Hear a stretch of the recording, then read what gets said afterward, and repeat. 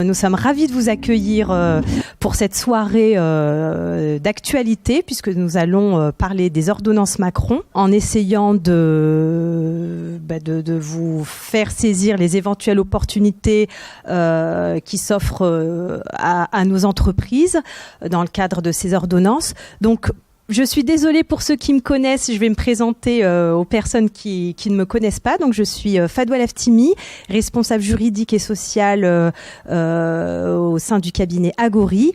Et nous avons la chance ce soir de pouvoir présenter ce thème d'actualité avec Florence Néry, avocate au cabinet Folco Tourette et Néry, que je vais te laisser te présenter. Ce sera plus simple. Oui, bonsoir à tous. C'est plus facile pour moi puisque vous ne me connaissez pas, ni les uns ni les autres. Donc je suis Florence Néry, comme vous l'a dit Fadwa, je travaille au sein de la SCP Folco Tourette Néry. Nous sommes un cabinet qui travaille principalement en droit commercial et droit du travail. On a la double casquette, le conseil et le judiciaire, ce qui va me permettre de vous donner un éclairage un peu pratique sur la thématique que nous allons aborder ce soir. En tout cas, je suis ravie d'être là et je remercie évidemment le cabinet Agori de m'avoir invité à participer à cette soirée. Merci Florence. C'est vrai que le regard d'un point de vue contentieux sera important pour anticiper les conseils que nous pourrons également vous donner. Donc, comme vous avez pu le lire dans votre invitation, nous sommes en plein sujet d'actualité sur les ordonnances Macron.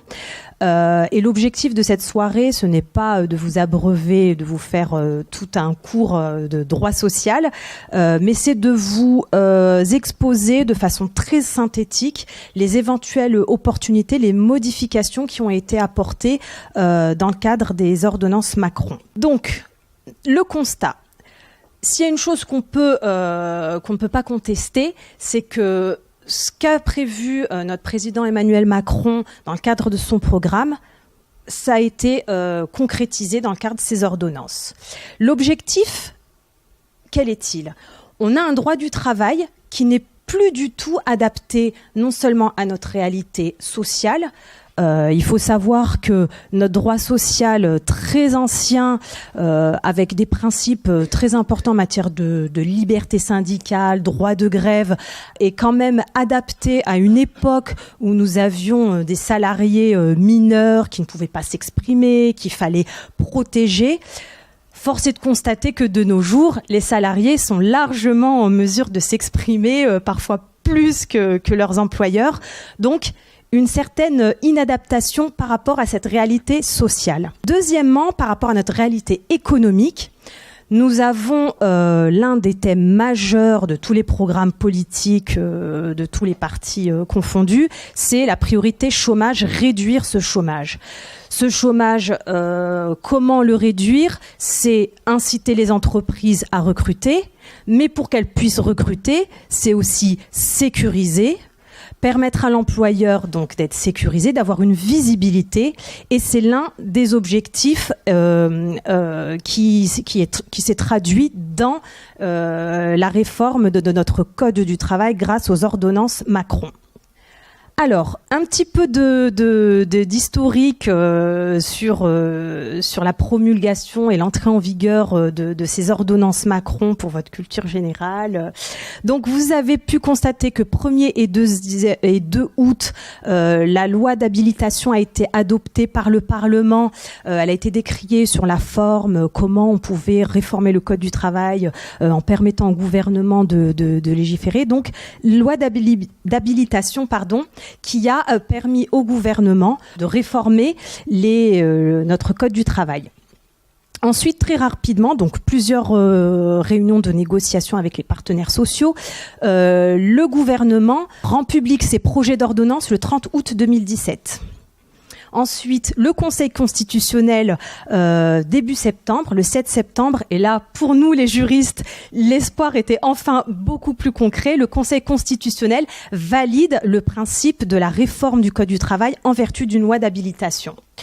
Donc ensuite, le 22 septembre, les 5 ordonnances sont rendues publiques par le gouvernement et elles entrent en vigueur, elles sont publiées au journal officiel le 23 septembre, avec donc entrée en vigueur pour certaines ordonnances dès le 24 septembre.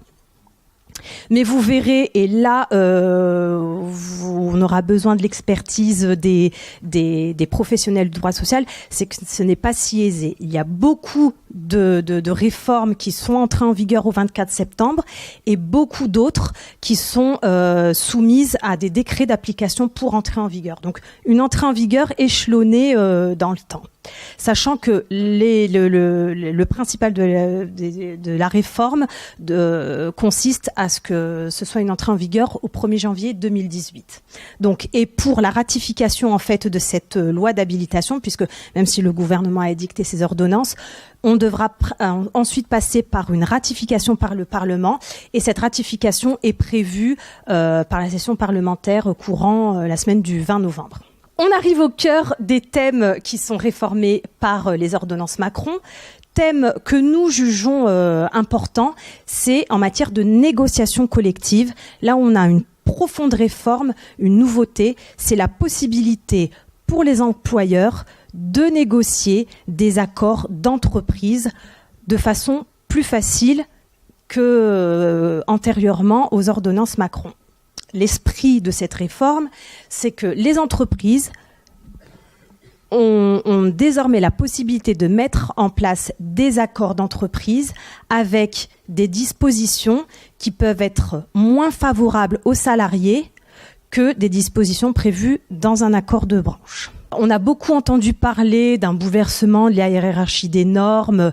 Certes, hiérarchie des normes entre accords d'entreprise et accords de branche, il y a une modification, mais ça ne veut pas dire pour autant qu'un accord d'entreprise pourra déroger au code du travail ou à des principes, à des libertés fondamentales ou à des principes généraux du droit, le droit syndical. Non, c'est un bouleversement entre la hiérarchie entre accords d'entreprise et accords de branche.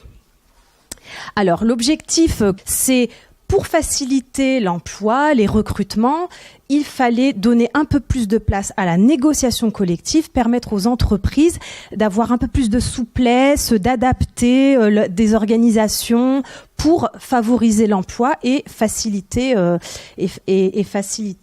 vie de l'entreprise. Donc, pour cela, il fallait faciliter la négociation d'accords d'entreprise. Donc, désormais, les entreprises de moins de 11 salariés pourront négocier un accord d'entreprise, donc sur les thèmes relevant du bloc 3 ou 2 s'il n'est pas verrouillé par l'accord de branche. Et au niveau de la procédure, donc ça veut dire que c'est à l'initiative de l'employeur de proposer un accord d'entreprise, de le négocier, de le proposer donc aux salariés, qui auront la possibilité d'approuver ou non dans un délai de 15 jours à compter de sa communication et de faire ratifier cet accord d'entreprise par les salariés avec une majorité représentant au moins 2 tiers. Pour les entreprises de 11 à 20 salariés n'ayant pas de délégué syndical ou de conseil social et économique, nous en reparlerons après sur la fusion des IRP, même possibilité. Donc, c'est un référendum. En fait, on propose aux salariés de revoir certaines conditions et de faire ratifier à la majorité des 2 tiers. Pour les entreprises de 11 à 20 salariés avec un délégué syndical ou un conseil d'entreprise, pareil que pour les sociétés de 11 à 50 salariés. Il faut savoir que désormais, les ordonnances Macron posaient la fusion des IRP. Dans les sociétés dépassant 11 salariés, en fonction des effectifs, on doit avoir des délégués du personnel, un CE, un CHCT. Donc désormais, avec les ordonnances Macron, toutes ces institutions, avec un objectif au 1er janvier 2020, seront fusionnées. C'est vrai que les organisations patronales n'ont pas réussi à obtenir, et ça c'est un souhait important des entreprises, d'élever en fait les seuils pour obliger à avoir des institutions représentatives du personnel. Il n'en demeure pas moins que il y a quand même une souplesse qui a été ajoutée, c'est que désormais les seuils sont considérés pour avoir l'obligation de mettre en place, d'organiser les élections de ces organisations de représentation du personnel. Les seuils devront être dépassés pendant 12 mois consécutifs, alors que avant les ordonnances Macron, la condition c'est de dépasser ces seuils pendant 12 mois consécutifs ou non durant les 3 dernières années. Donc un peu plus de souplesse. Et les élus sont désormais élus pour 4 ans, sachant qu'on ne pourra pas renouveler leur mandat plus de 3 fois, sauf pour les sociétés qui dépassent plus de 50 salariés. Voilà. Donc, j'espère vous avoir exposé de façon claire et synthétique les nouveautés en matière de négociation collective. Et je vais laisser la parole à Florence Néry pour nous exposer toutes les nouveautés en matière de rupture du contrat de travail. Alors effectivement, gros pilier de cette réforme, la rupture du contrat de travail. Donc ça, c'est une thématique que vous êtes tous malheureusement amenés en tout cas vis-à-vis de laquelle vous risquez d'être confronté à un moment donné de votre vie professionnelle, et c'est une thématique qui a été profondément bouleversée par les ordonnances Macron. Vous le verrez, l'objectif des ordonnances Macron en la matière, c'est véritablement d'assurer une plus grande sécurité juridique. Et vous l'aurez compris, une plus grande sécurité juridique, surtout pour vous, employeurs. Il y a 2 types de mesures qu'on va aborder ensemble. La première, ce sont les mesures destinées à sécuriser les licenciements, à éviter ou à limiter en tout cas le risque d'erreur. Et puis, il y aura une deuxième série de mesures qui tendent, quant à elles, à limiter le contentieux. Sur les premières mesures, il y a d'abord celles qui seront applicables à tous les licenciements. Tous les licenciements, ça veut dire les licenciements pour motif personnel, les licenciements pour motif économique, les licenciements pour inaptitude. Ces mesures, elles concernent principalement la lettre de licenciement, qui est véritablement en pratique le cœur du débat et le cœur du contentieux. 3 mesures, vous le verrez. La première, c'est la création de modèles. Ça, c'est une véritable nouveauté dans notre ordre juridique. Le gouvernement se propose de vous accompagner, vous, employeurs, dans le cadre des licenciements que vous seriez amenés à prononcer, en vous fournissant des modèles de lettres de licenciement. Alors, au jour où je vous parle, malheureusement, je n'ai pas du tout de recul sur le contenu de ces lettres de licenciement, puisqu'elles sont censées être élaborées par décret, et que le décret en question n'est pas encore paru. Mais on espère que ces lettres constitueront des guides qui éviteront un maximum d'erreurs, en tout cas formelles. Deuxième bouleversement dans notre droit, social en tout cas, c'est la naissance d'un droit à l'erreur. Alors plus véritablement, c'est un droit à l'imprécision. Si vous avez été confronté à un contentieux prud'homal, vous savez que la lettre de licenciement fixe les termes du litige.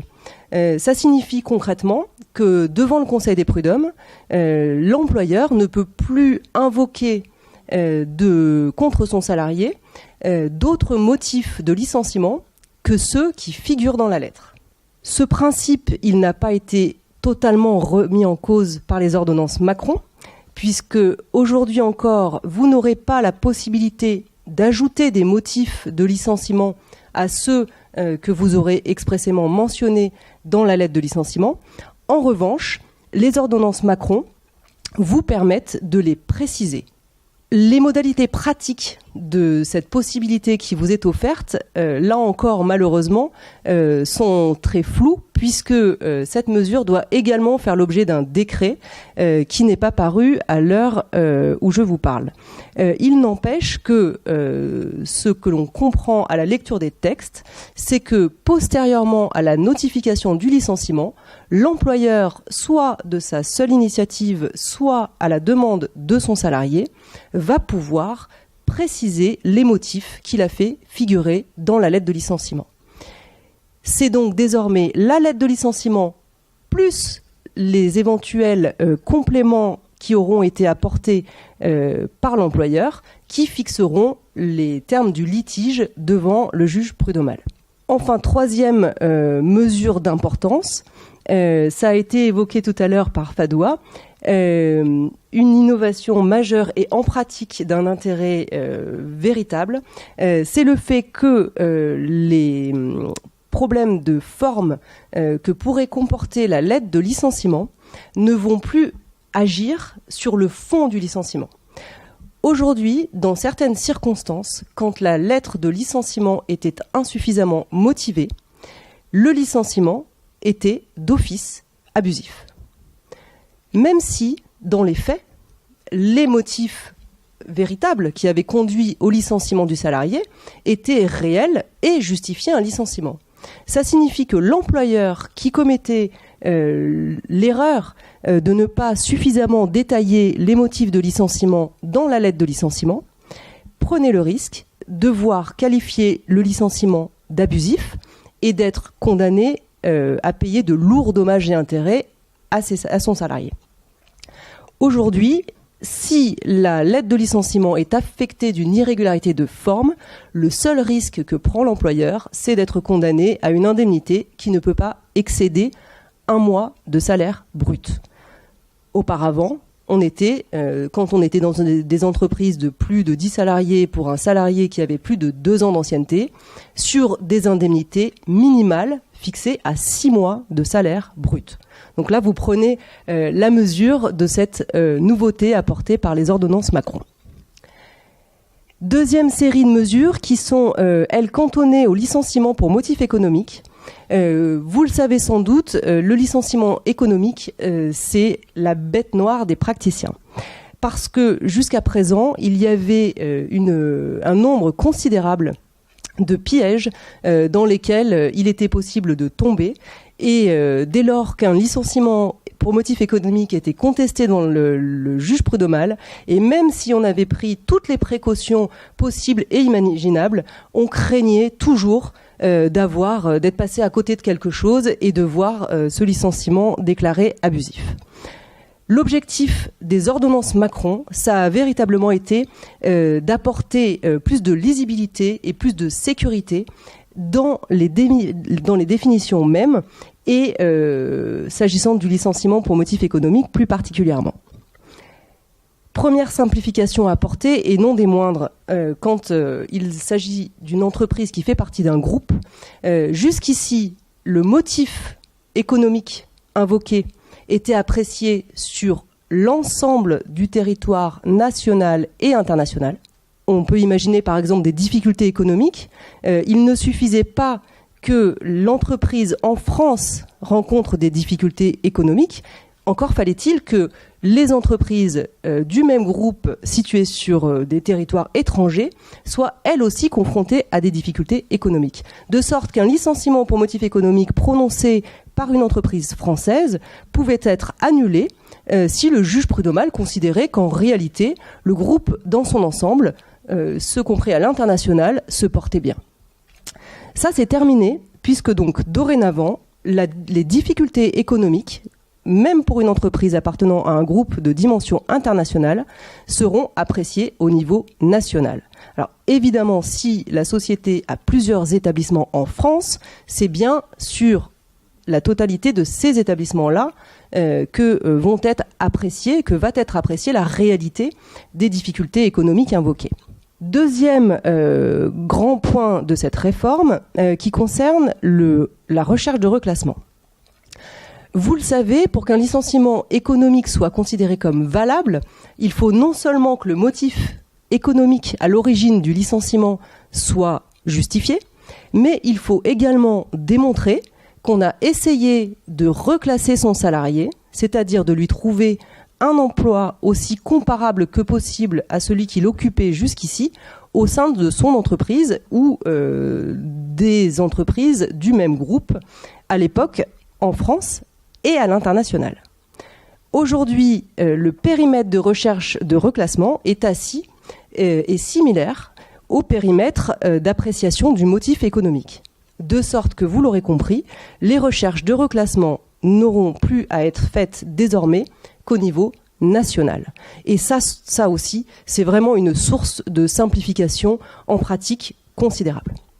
Troisième modification qui a elle aussi son importance, parce qu'on le sait en pratique, nombre de contentieux ont pu donner lieu à de lourdes condamnations d'employeurs du fait de la manière dont les offres de reclassement étaient proposées aux salariés.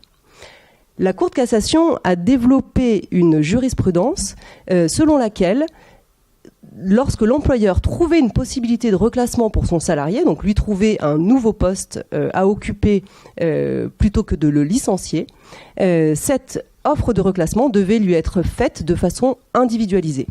En pratique, ça signifiait que l'employeur devait adresser un courrier à son salarié en lui expliquant pourquoi le reclassement proposé pouvait lui permettre d'éviter son licenciement et lui proposer donc ce nouveau poste. Si la proposition de reclassement était considérée comme insuffisamment individualisée, les juges considéraient qu'il n'y avait absence de reclassement et donc que le licenciement pour motif économique prononcé était abusif.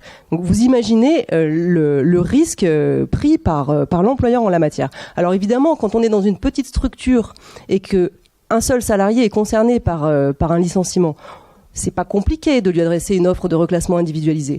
Mais essayez d'imaginer dans une grande entreprise un licenciement pour motif économique collectif avec des dizaines de postes de reclassement potentiels en France, à l'étranger. La contrainte que représentait cette obligation d'individualiser les propositions de reclassement était vraiment importante. Aujourd'hui, l'employeur va pouvoir se contenter de diffuser la liste des postes disponibles via, par exemple, un intranet, à charge pour le salarié intéressé de se rapprocher de son employeur pour éventuellement postuler sur ce poste de reclassement.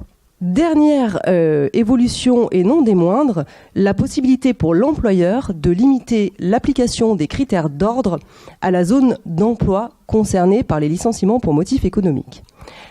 Je vous ai récapitulé le schéma du licenciement pour motif économique. Pour qu'il soit valable, il faut donc un motif économique. Il faut montrer que l'on a tenté de reclasser son salarié. Troisième étape du licenciement pour motif économique, désigner le salarié qui sera effectivement licencié. Parce que on parle donc pour cela des critères d'ordre, c'est-à-dire que l'employeur, par catégorie professionnelle, va devoir, en appliquant un certain nombre de critères pour l'essentiel légaux, donc l'ancienneté, les charges de famille, le handicap éventuel et les compétences professionnelles, 4 critères légaux qui peuvent être agrémentés d'autres critères par la voie conventionnelle. En appliquant ces critères à tous les salariés membres d'une même catégorie professionnelle, il va désigner celui qui obtient la plus mauvaise note. Le mauvais élève est celui qui est licencié. En pratique, quand une entreprise avait plusieurs établissements, notamment en France, il se trouvait régulièrement qu'une même catégorie socio-professionnelle se retrouve sur plusieurs établissements. Et donc on pouvait arriver à des situations dans lesquelles l'employeur, en appliquant tous ces critères aux salariés des différents établissements, mais faisant partie de la même catégorie socio-professionnelle, pouvait être amené à désigner comme étant licencié un salarié d'un établissement dans le Nord, alors que les difficultés étaient vécues dans son établissement du Sud. Pour éviter ça, les ordonnances Macron permettent désormais de limiter l'application de ces critères d'ordre à la zone d'emploi qui est concernée par les difficultés économiques. Concrètement, s'il y a un établissement à Lille et un établissement à Marseille et que les difficultés économiques sont rencontrées dans l'établissement de Marseille, l'employeur va pouvoir appliquer les critères d'ordre au seul établissement de Marseille, sans avoir éventuellement à appliquer ces critères aux salariés de Lille, puisque eux ne seront pas concernés. Cette possibilité était ouverte jusqu'à présent aux seules entreprises de grande dimension qui procédaient à des licenciements économiques importants et qui étaient soumises à l'obligation d'établir un PSE. Dans le cadre du PSE, l'employeur avait cette possibilité-là. Aujourd'hui, c'est toutes les entreprises confrontées à des licenciements pour motif économique qui vont pouvoir délimiter donc le champ d'application des critères d'ordre. Nous allons désormais aborder les mesures qui sont destinées à limiter le contentieux. J'entends par là le contentieux prud'homal. Une première série de mesures qui est destinée à limiter le nombre de contentieux. Parce que vous le savez, nos juridictions sont engorgées et l'objectif affiché d'Emmanuel Macron a aussi consisté à limiter les contentieux, notamment prud'homaux. Première mesure qui est prise, réduire le délai de prescription.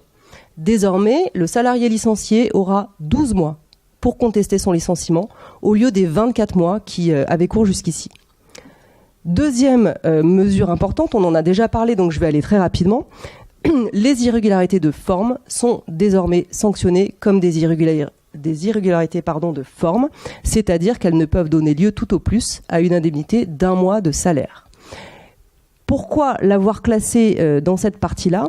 Eh bien, tout simplement parce qu'en pratique, je peux vous dire que régulièrement, on voit des salariés saisir les juridictions prud'homales parce que, bien conseillés, ils ont perçu que leur lettre de licenciement comporte une irrégularité de forme, mais qui leur permet de se prévaloir du caractère abusif de leur licenciement. Et donc d'obtenir des indemnités, comme on l'a vu, quand on est dans une entreprise de plus de 10 salariés et qu'on a plus de 2 ans d'ancienneté, on parle d'une indemnité minimale de 6 mois de salaire brut.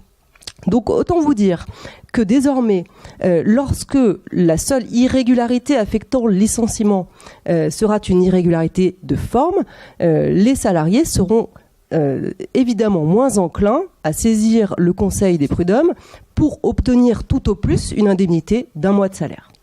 Troisième levier pour limiter le risque de contentieux, eh bien, c'est une meilleure indemnisation du licenciement. On part du principe qu'un salarié licencié et qui perçoit une indemnité confortable va être moins enclin, lui aussi, à saisir les juridictions prud'homales pour obtenir un complément d'indemnisation. Donc l'indemnité légale est revalorisée de 2 manières. D'une part, l'indemnité légale sera due dès lors que le salarié aura 8 mois d'ancienneté. Donc auparavant, c'était 1 an d'ancienneté. Et deuxièmement, c'est le montant de l'indemnité légale qui est valorisé. Vous le savez, jusqu'ici, on était sur 1/5 de mois par année d'ancienneté avec une légère majoration au bout de 10 ans d'ancienneté. Désormais, on est sur 1/4 de mois par année d'ancienneté pour les années jusqu'à 10 ans. Et si le salarié a plus de 10 ans d'ancienneté, pour les années supplémentaires, 1/3 de mois par année d'ancienneté. Et ça représente presque 30% d'augmentation de l'indemnité légale de licenciement. Dernier type de mesure, celle destinée à limiter le risque financier pour l'employeur et surtout, j'allais dire, à le rendre plus prévisible. Première mesure, et celle-là, c'est celle qui a fait la une de tous les médias, donc vous en avez entendu parler nécessairement, c'est l'élaboration de barèmes d'indemnisation qui sont désormais obligatoires. On avait, depuis la loi El Khomri, des barèmes indicatifs. Désormais, en cas de licenciement dépourvu de cause réelle et sérieuse, les juges prud'homaux seront tenus d'appliquer les barèmes fixés par le Code du travail. Donc vous le verrez, il y a 2 barèmes différents selon la taille de l'entreprise. Et il faut savoir également que ces barèmes seront applicables même en cas de prise d'acte de la rupture du contrat de travail et en cas de résiliation judiciaire du contrat de travail au tort de l'employeur. C'est peut-être des notions qui vous paraissent un peu barbares. Pour faire très simple, c'est le cas où le salarié démissionne et demande à voir requalifier sa démission en licenciement abusif.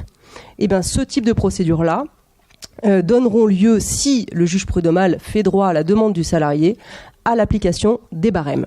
Il y a 2 exceptions à l'application des barèmes. C'est le cas du licenciement nul. Et là encore, c'est une nouveauté appréciable pour les praticiens que nous sommes.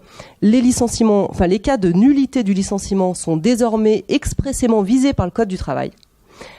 Et deuxième exception, c'est le licenciement pour inaptitude d'origine professionnelle. Là, en cas d'irrégularité, les barèmes ne sont pas applicables et le salarié peut, comme le salarié victime d'un licenciement nul, obtenir une indemnité minimale de 6 mois de salaire brut. Deuxième mesure adoptée par les ordonnances Macron, la diminution du montant de certaines indemnités. Il y a plusieurs exemples, notamment celle qui est accordée pour la nullité du licenciement économique, survenue dans le cadre d'un PSE qui n'aurait pas été homologué par la directe. On passe de 12 mois à 6 mois, ce qui est quand même une baisse non négligeable. De la même manière, le non-respect de la priorité de réembauchage, on passe de 2 mois à 1 mois. Et puis, le cas de l'irrégularité du licenciement pour inaptitude d'origine professionnelle que j'ai abordé tout à l'heure, il faut savoir que jusqu'aux ordonnances Macron, il était sanctionné par une indemnité de 12 mois de salaire.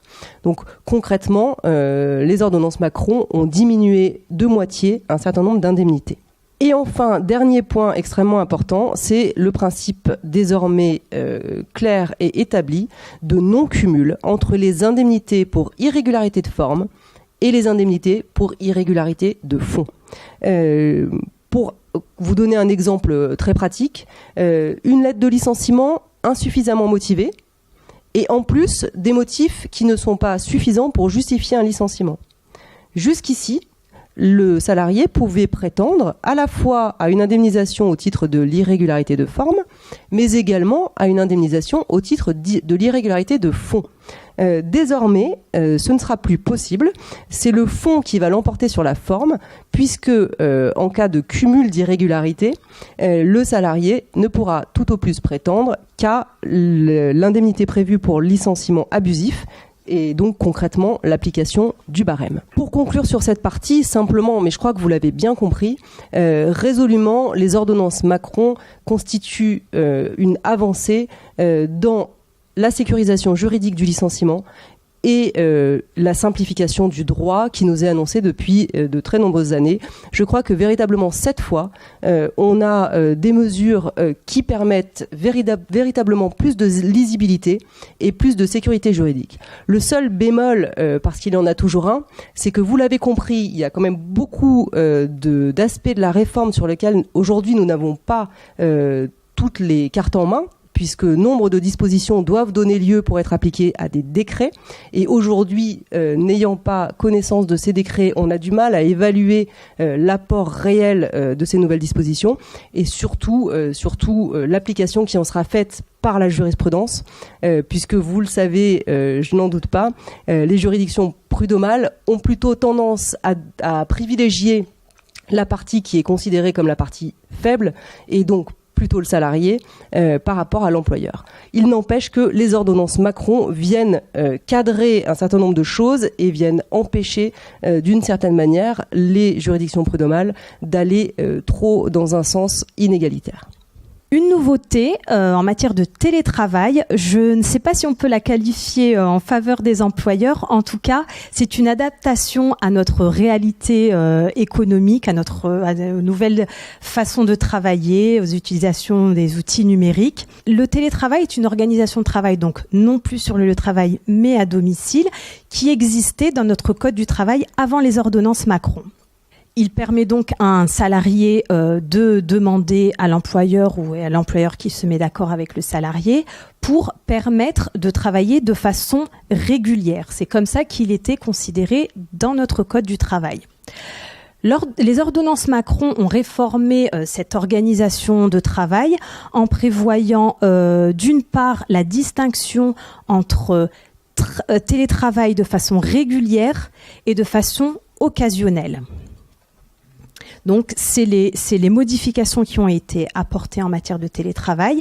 Sur la forme également, donc comme je vous l'indiquais, au niveau du Code du travail, on avait la possibilité de mettre en place le télétravail en vertu soit du contrat de travail, soit d'un avenant.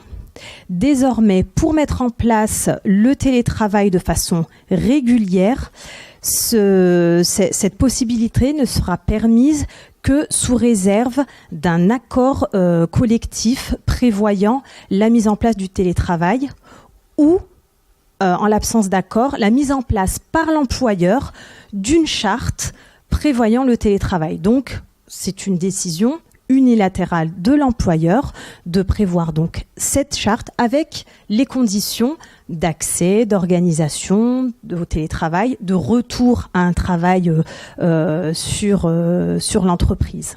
Il faut savoir que Le télétravail n'est pas un droit du salarié. L'employeur pourra s'opposer à une demande si cette organisation n'est pas compatible avec le poste, nécessité par exemple d'être en contact avec la clientèle. L'employeur pourra refuser aux salariés. En revanche, si l'employeur entend refuser le télétravail aux salariés, il faudra qu'il justifie d'un motif objectif. Il devra justifier son refus pour des locaux, par exemple, exigus, un poste qui n'est pas adapté. Quelques mots rapidement sur le contrat de chantier.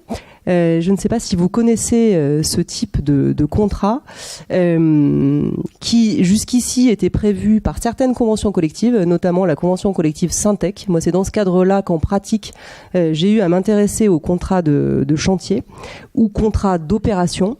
Jusqu'ici, le Code du travail était totalement silencieux quant à ce type de contrat. Désormais, le Code du travail valide expressément cette nouvelle catégorie de contrat à durée indéterminée, puisque donc c'est de cela dont il s'agit. Lorsqu'il est licencié, simplement, dernière précision, le salarié perçoit des indemnités de licenciement classiques, par opposition aux indemnités qu'il peut percevoir dans le cadre d'un contrat à durée déterminée, puisqu'encore une fois, on est dans le cadre d'un contrat à durée indéterminé. Donc le salarié va percevoir ses indemnités, son indemnité légale de licenciement, son préavis et ses congés payés, sans pouvoir se prévaloir d'une indemnité, par exemple, de précarité ou autre. Donc, autre réforme sur un thème pénible, c'est le cas de le dire. Vous savez qu'on a connu beaucoup de réformes sur la suppression de la fiche de pénibilité, l'instauration de 6 critères, puis passage à 10 critères de pénibilité à déclarer. Donc, réforme en la matière. Désormais, il y a, avec les ordonnances Macron, la suppression de 4 facteurs de pénibilité. Donc, nous en avons actuellement 10. Premier facteur de pénibilité supprimé, c'est les postures pénibles, les vibrations mécaniques, les manutentions manuelles des charges lourdes et les expositions aux agents chimiques dangereux.